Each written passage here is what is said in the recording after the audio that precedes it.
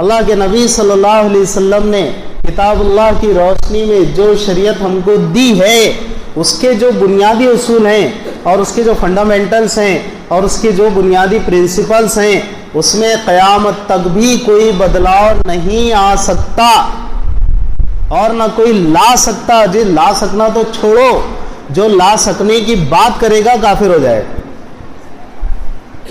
ہاں، اجتہادی مسائل کی گنجائش قیامت تک ہے۔ کون سی اجتہادی مسائل؟ کہ بھئی اس وقت یہ 100 سال پہلے کوئی مسئلہ نہیں تھا، اب اچانک آیا، بہت سارے تجارتی ٹرانزیکشنز اس طرح کے ہو رہے ہیں، بہت سارے معاملات اس طرح کے ہو رہے ہیں، تو اب ہم علماء اور مفتیان سے پوچھیں گے کہ بھئی کتاب و سنت کی روشنی میں یہ قاعدے کے انوسار درست رہے گا کہ نہیں رہے گا، جائز ہوگا کہ نہیں ہوگا، مکروہ ہوگا کہ کیا ہوگا، وغیرہ وغیرہ۔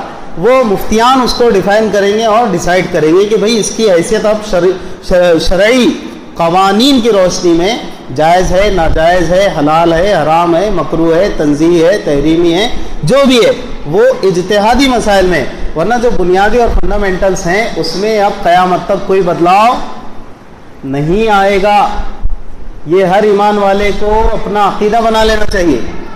تو اب کیا ہوگا کہ دجالی دور میں نام نہاد اس طرح کے مسلمانوں کو بھی بعض دفعہ میڈیا پہ لا کر اسٹیٹمنٹ دلوا دیے جاتے ہیں، یا ان کو کہا جاتا ہے بیہائنڈ دا سین کہ بھئی آپ کو اس طرح کا اسٹیٹمنٹ دینا ہے، کہ جو کہتے ہیں کہ بھئی ذرا اسلام ماڈرن ہونا چاہیے اور اسلام میں اتنی شدت نہیں ہے اور اسلام میں ایسا نہیں ہے ویسا نہیں۔ ایسا لگتا ہے مفتی صاحب کہ یار یہ واقعی کتنے بڑے بڑے اداروں سے فارغ ہوں گے یہ لوگ۔ اور بخاری شریف کا ان کو کم سے کم 30 سال سے کم پڑھانے کا ایکسپیرینس تو ہوگا ہی نہیں۔ 30 سال تو انہوں نے پڑھا لی ہوں گی بخاری شریف، اور تفاسیر کا رہا کیا بھائی، انہوں نے تو تفسیروں ہی میں اپنی آنکھ کھولی اور ابھی یہ اسی میں جی رہے ہیں۔ بالکل اتنے صاف ستھرے کردار کے رہتے ہیں یہ لوگ، بہت صاف ستھرے۔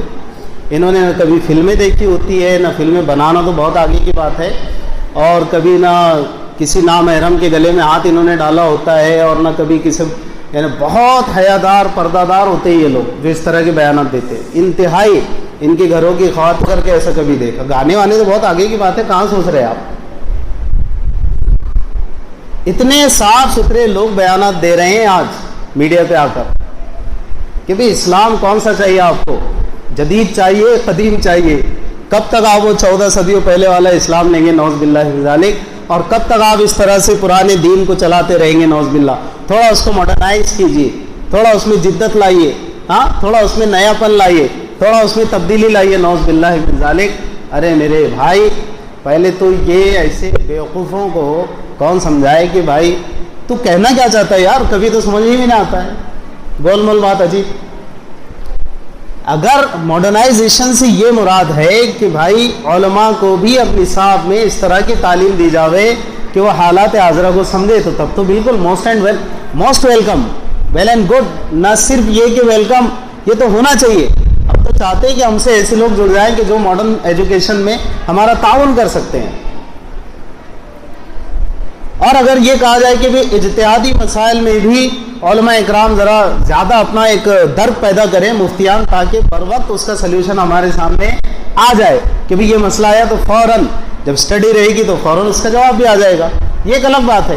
لیکن آپ سوچ رہے ہیں کہ نہیں 14 صدیوں پہلے برقع تو تھا، پردہ تھا، اب بے پردگی ہونا چاہیے نعوذ باللہ۔ اسلام اس کی اجازت نہیں دیتا، یہ رول بدلنے والا نہیں ہے۔ یا اور دوسری مثال کہ 14 صدیوں پہلے اللہ کے نبی صلی اللہ علیہ وسلم نے جو شریعت ہم کو دی ہے اس میں شراب حرام اور کلی حرام، ایک قطرہ بھی اس کا حرام، لیکن آپ کہتے ہیں کہ نہیں تھوڑا کیسا ہے، زمانہ بدل گیا تو شیمپین ویمپین کی اجازت ملنی چاہیے، ذرا سا آدھی بوٹل نہ صحیح تو 2-4 ڈھکن، یہاں پارٹیز ہوتی ہے ہم لوگ کی بڑے بڑے فلم فیئر ایوارڈ کی، پتہ نہیں کہاں چلا گیا۔ نہیں یہ تو صاف ستھرے لوگ ہوتے ہیں نا کردار کے، نہیں بڑے صاف ستھرے لوگ ہوتے ہیں یہ۔ تو یہ لوگ جب کہتے ہیں کہ اسلام میں ذرا تبدیلی آنا چاہیے تو بھائی واقعی ہم کو سوچنا چاہیے نا، کیونکہ 30 سال سے کم بخاری پڑھا ہی نہیں، تفاسیر میں بالکل آنکھ ہی کھولی تو تفاسیر دیکھی انہوں نے، قرآن تو حفظ یاد ہے ان کو ماشاءاللہ۔ ہاں کیا کرے بھائی، ایسے ایسے لوگ لا کر بٹھا دیے جاتے ہیں میڈیا پر، یا وہ خود اپنا کچھ تو بھی ایک نیا شوشہ چھوڑتے ہیں۔ افسوس ہوتا ہے کہ میاں آخر عمر چل رہی ہے یار، اللہ اللہ کر لو، اللہ میاں کو منا لو، نہیں تو بس اللہ ہی رحم کرے۔ پہلے اپنے گریبان میں جھانک لو، اللہ کو منا لو، توبہ اللہ کر لو. کہاں چھلانگ مار رہے؟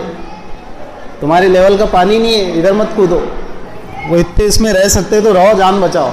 یعنی استغفار اور توبہ کرو. اپنی خود زندگی کا جائزہ لو پہلے کہ کہاں زندگی گزر گئی ہے. چاہے جائے کہ اتنی بڑی بڑی کمنٹس کرو، اتنے بڑے بڑے اسٹیٹمنٹس دو اور اتنی بڑی بڑی باتیں کرو آ کر. تو یہ واضح طور پر قرب قیامت میں اللہ رب العزت بتا دیں گے یہ اہل حق ہیں اور یہ اہل باطل.